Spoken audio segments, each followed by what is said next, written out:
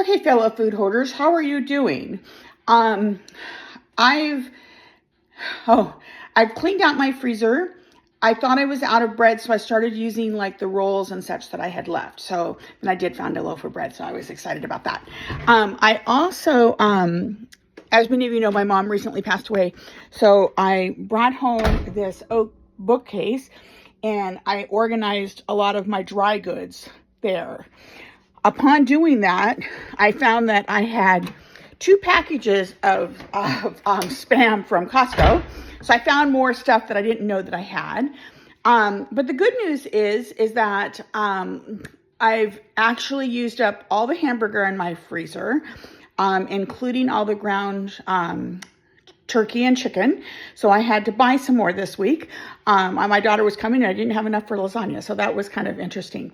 So, and then the other thing I did is when I organized my refrigerator, and she's coming, so now might not be the good time to show this. I put all of my, let's see if I can get here. I put all of the less used jars in one of the vegetable drawers. That freed up space in my freezer or my refrigerator, so that I could so I could bake stuff ahead of time for the week and stack it in the refrigerator, so I had room. And then also, as I'm doing that, as I'm moving one jar of pickles at a time up to the side shelf, the door shelf, so I can utilize that. So I hope you guys are doing as good as I am. When I was making my lasagna sauce the other day, I went through and I organized all my spices, and I found that I had several of the same spices. So I checked the dates, combined them where I could, used the ones that I could in the sauce before I combined them.